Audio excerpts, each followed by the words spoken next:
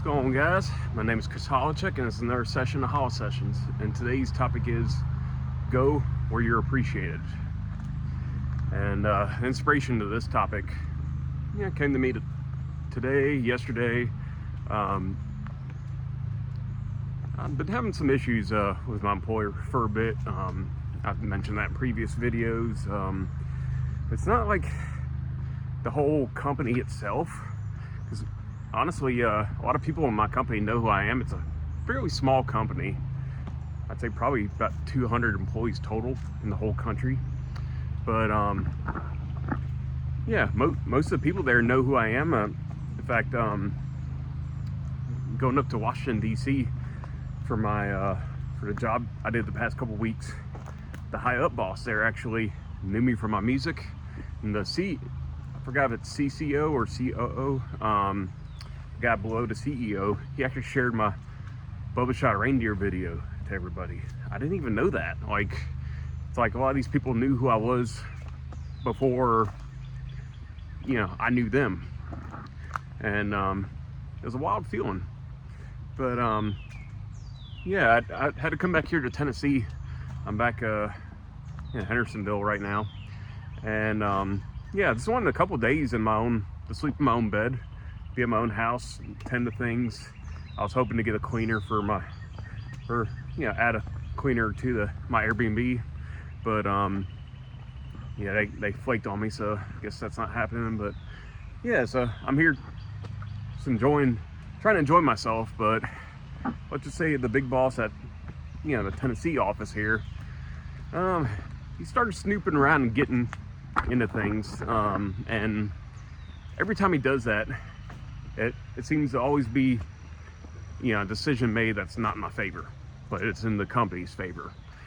And I've come to realization this guy's really been the thorn to my side this whole time with the company. It's not the company itself, it's this one guy. And he's the guy that hired me, so I should show appreciation in that aspect. But my coworker too, who he just got moved up to operations manager, so he's now the guy I ultimately report directly to. And that's made it a lot easier, just doing business. Like, this guy's also friends with me. We're both musicians, and he's got his flaws too, but we all do. And but ultimately, when he makes decisions, he makes it not just for the company's best interest, but mine too. He tries to mix it and compromise. And this big boss I was telling you about, he used to do that in the beginning, but through time he slowly stopped doing that. And now that we have more employees now, it's almost like there's less leverage for him to compromise with me. It's like now, oh, if I don't like it, I can leave. He's got other people who can replace me. It's kind of what it feels like. He hasn't said that directly, but anyways, the incident that really got a bit under my skin the past day or so is, I'm heading right back up to Washington D.C. Thankfully, I've worked there for a few more weeks, and I can get my overtime per diem. I can rent my house out for Airbnb, make the income I need, and work up there.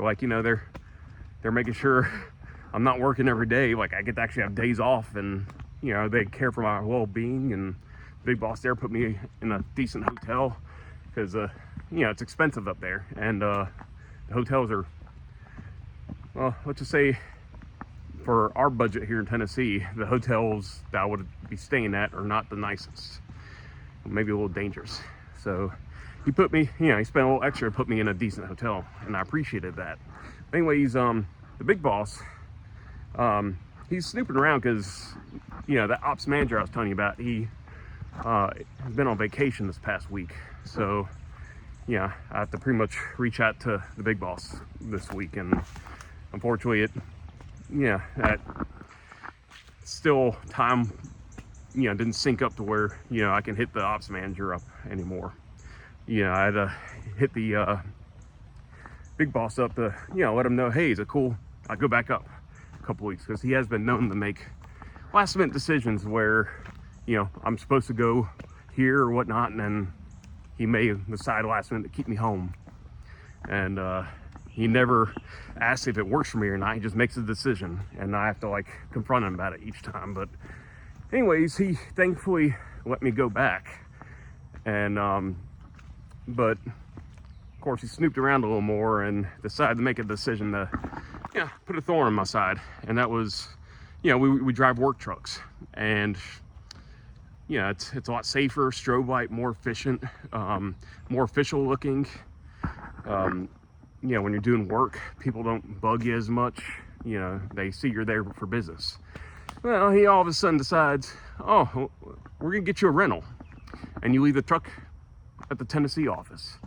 I'm like baffled, because I just did a couple jobs where I worked pretty close to the White House, and like right in the heart of DC, to where I had Secret Service like eyeball me, and even had a security guard almost come up and yell at me. But I got away in time, and if I didn't have the work truck, I would have probably gotten in a lot of trouble with Secret Service, and it saved me. Well, he wanted to take that away for the sake of efficiency, because I'm putting miles on their work vehicle. I guess it's cheaper in the long run, not putting wear and tear on it, and just renting from Avis instead.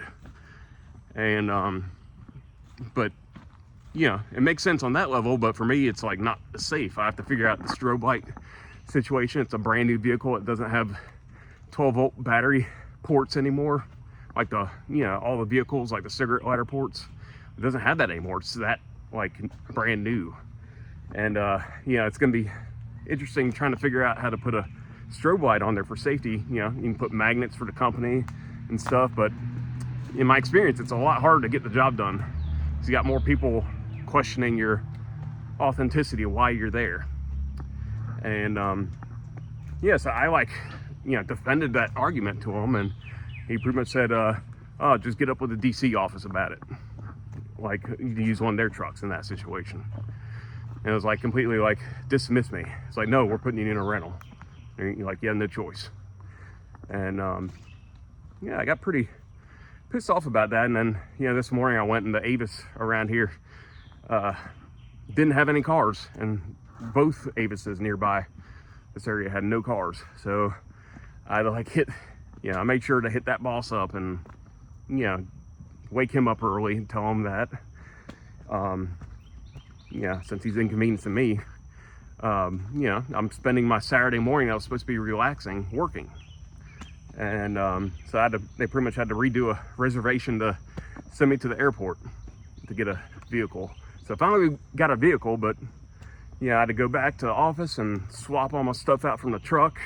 I don't know if I'm gonna have the truck when I get back. Like, they could very well give it to another employee. And I'm like one of the most established guys in the Tennessee office, besides the coworker who's the ops manager now.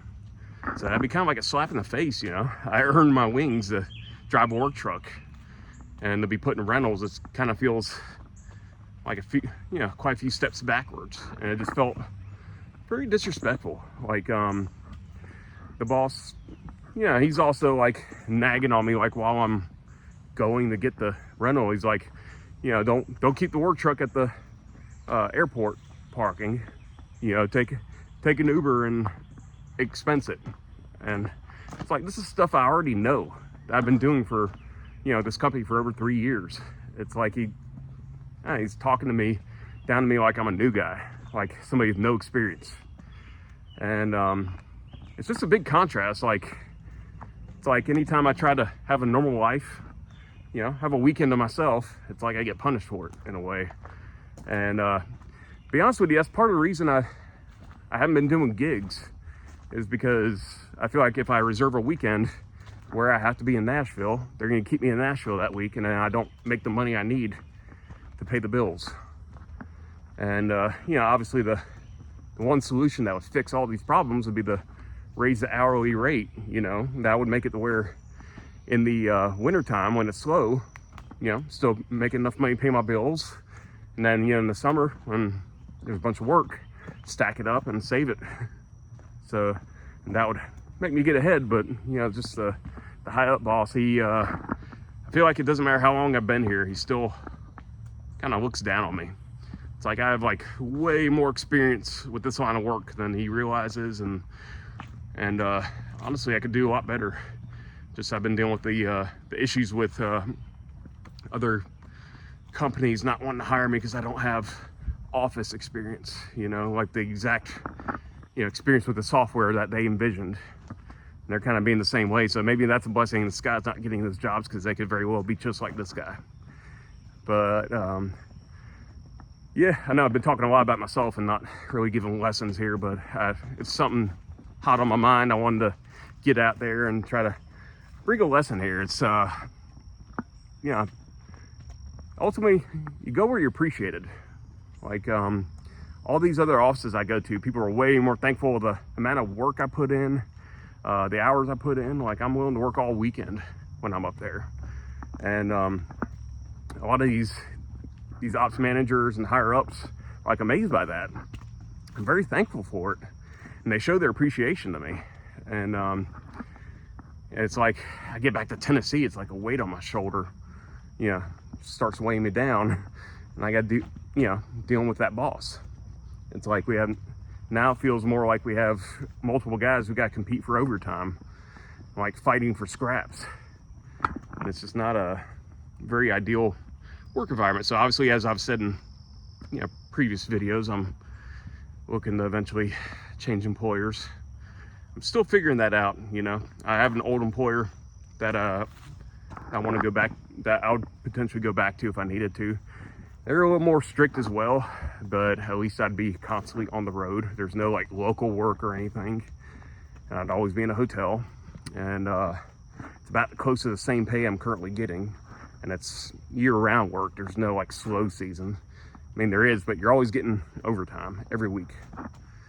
And it's, you know, I don't have to, if I worked 50 hours a week with that job year-round, that'd be, you know, way better than having to work god-awful 60, 70 hours for a couple months just to be cut back down to 40 and go broke.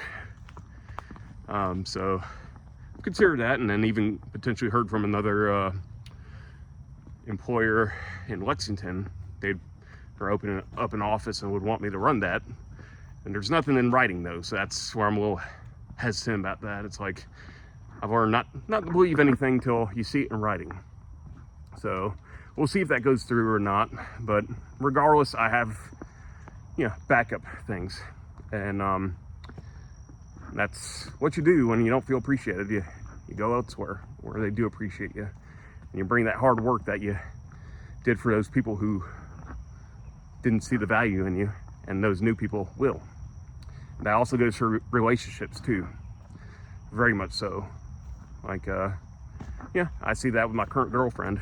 Like all the thoughtful things I do for her, you know, would turn off, yeah, maybe the last couple girls I would see, they'd kind of see that as, yeah, friend zone stuff. When in reality, I'm just being caring for them, you know, obviously showing intentions beyond friends, but it's like, I feel like a lot of these girls I've dated in the past, like, wanted somebody toxic, somebody who's gonna, you know, constantly play with their emotions. It's like gambling. It's like yeah, slot machine. You don't know what you're gonna get, and it's addicting. You wanna, you know, these girls want to fix those guys, and I guess I'm too level-headed, and I was, yeah, boring. But you know, the girl I got now, she appreciates that so much, and she tells me that constantly, and I appreciate her. She always does thoughtful things for me, and yeah, just things that no other girl's done, and it's really awesome. And that's just, you know, there's people out there who will appreciate you. You just gotta go out and find them. And yeah, just try not to waste time with the people who don't appreciate you. I know with this job, right now it's easier said than done. Trying to ride the wave of, you know, busy season before I make a career shift. But I don't know, the way things are going, you'd think the guy's almost trying to push me out. Maybe I'm, you know, been there for a couple years, and he wants somebody who's not as experienced, so he can, you know, not pay him as much. That could be something. But honestly too, I don't know if the guy's necessarily that harsh. I think he's just, yeah, he looks at a spreadsheet and numbers and makes decisions that way, and, you know, very emotionally unattached, which, you know, that's your style, but yeah, if I'm in a leadership position, I want to make sure my people are good. You know, they're not struggling through. They're struggling through something. I help them as much as I can, and make sure they're compensated to pay the bills and to the best of my ability. So that's my difference. That's what I learned from my dad, who was in a leadership position for a good chunk of his 42 years at a forestry company. And yeah, all I can do in this situation is learn what not to do, from this guy. So yeah, kind of rambled a little bit here, but I wanted to vent that to y'all and just show, life's too short to be around people who don't appreciate you. And if they don't make the effort to, keep in touch with you, they don't really care that much about you. And you just gotta let them go. And I'm thankful too. I hung out with a buddy on the way back from DC in East Tennessee who, I've been friends with him since I was a kid. And he's one of those people, even when I backed away from music, he's still there for me. And maybe I, in the past, didn't show him as much appreciation as I should have. But now I'm making sure to do that. He's somebody who's there for me before the music. And I try to make more time to go visit him now, because he's one of the few people I feel like is, left in my life at the moment. So always remember that. Remember the people who are there for you during the storm. Those are the people you keep with you when times are good. So anyways, I went on a little bit of a ramble, so I'll go ahead and end this here. But if you resonated with what you heard and you liked it, please do like and subscribe to my channel. And if you have any thoughts about it, please do leave a comment in the comment section. I always love hearing other people's thoughts on things. Anyways, with that being said, my name is Chris Holacek, and Holla is hollin' out.